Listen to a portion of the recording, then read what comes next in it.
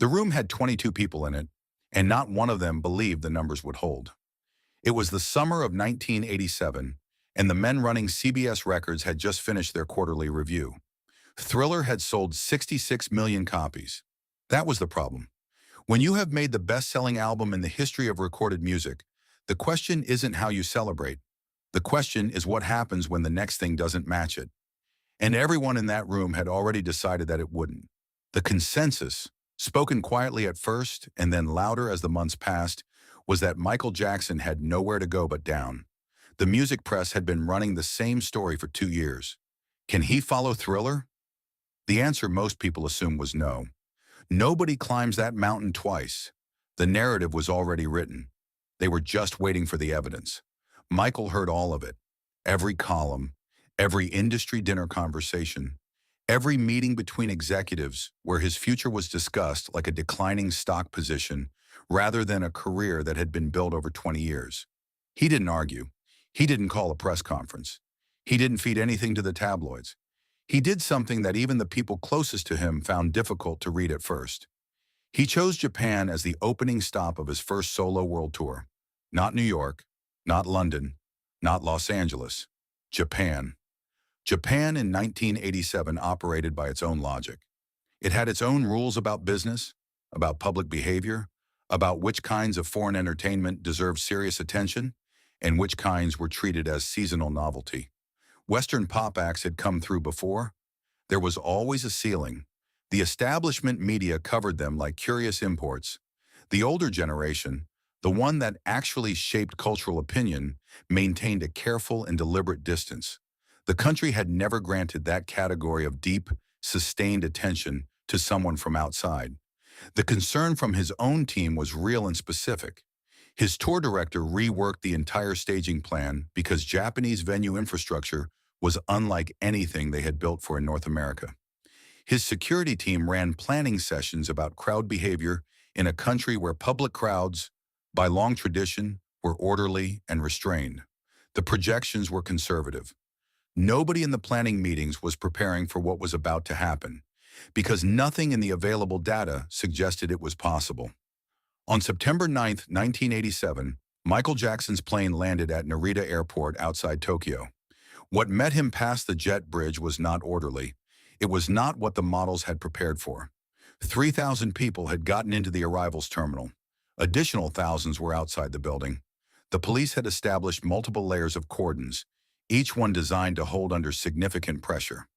By the time Michael appeared at the top of the walkway, the front layer was already moving.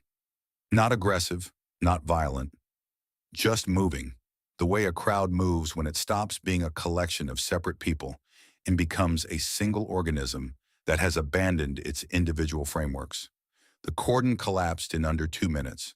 Japan's national television networks interrupted evening programming to cover what was happening at Narita in real time. The anchors, people who had narrated earthquakes, political crises, and genuine national emergencies, were visibly searching for the right language. This wasn't a riot. It wasn't a demonstration. It had no existing category in their vocabulary. One of the major networks did something that had no precedent in Japanese broadcast history. They classified it as a natural disaster and gave it a formal name. They called it Typhoon Michael. Consider what that actually means. Japan is a country that has real typhoons, that has hundreds of years of experience tracking them, surviving them, naming them, rebuilding from them.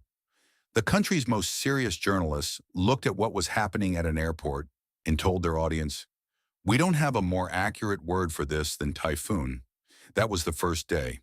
The original plan had Michael performing a limited number of shows in Japan. The demand that arrived in the first 72 hours after tickets went on sale made that plan irrelevant. Phone lines went down.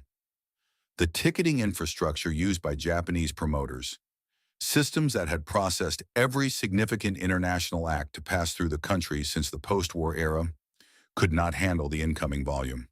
When everything was counted, Michael Jackson performed 14 consecutive stadium concerts across Japan. 14. 450,000 people attended.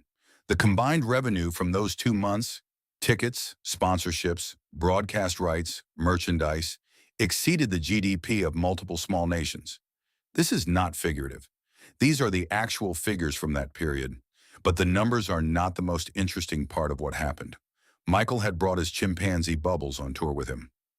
Bubbles was not a marketing decision. He was Michael's companion, and Michael extended to that relationship the same seriousness he brought to everything else in his life. On the road, Bubbles had his own care staff, his own schedule, his own arrangements. When Michael traveled, Bubbles traveled. That was not a point of negotiation. The mayor of Osaka at the time was a man named Yasushi Oshima. He came from a generation of Japanese politicians for whom protocol was not a preference, but a structure. Correct seating arrangements, correct greetings, the proper cups, the proper tea, the precise order of events. These were not formalities. They were the architecture of public life, and he had spent his career inside them. The city had arranged a ceremony. Michael would receive the ceremonial key to Osaka, presented personally by Mayor Oshima. This was a meaningful honor, one that came with established procedures and expectations. What no one had communicated to the city of Osaka was that Bubbles would be present for the ceremony. The photographs from that afternoon still exist. Mayor Oshima is seated at a formal table across from Michael Jackson. On the table between them, cups of ceremonial green tea. Next to Michael, also seated at the same table, also with tea in front of him, Bubbles. Oshima is smiling. It is the specific smile of a man who has encountered a situation that falls entirely outside his existing frameworks and has decided in real time that the only available response is to continue with composure and serve the tea. Bubbles drank the tea. The most senior official in one of Japan's major cities had served ceremonial green tea to a chimpanzee because the chimpanzee was a guest of Michael Jackson, and Michael Jackson was the city's honored visitor. The ceremony continued as planned. The key was presented.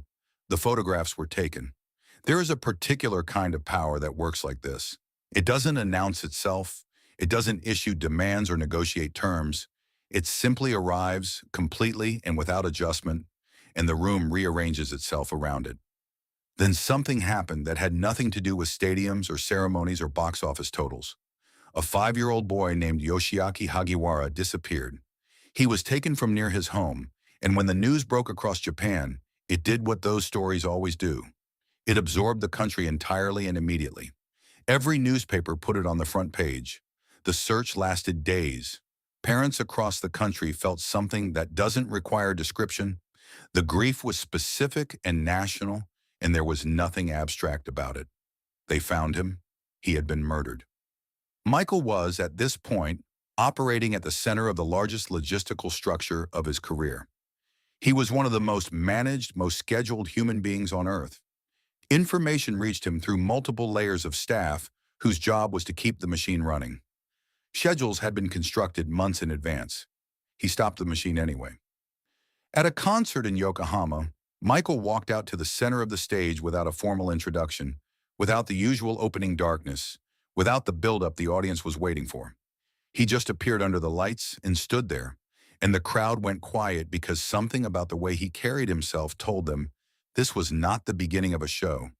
He said that his time in Japan had been among the greatest experiences of his life, and then he said his heart was broken. He said Yoshiaki's name out loud in front of tens of thousands of people, and he dedicated the entire concert that night to the child.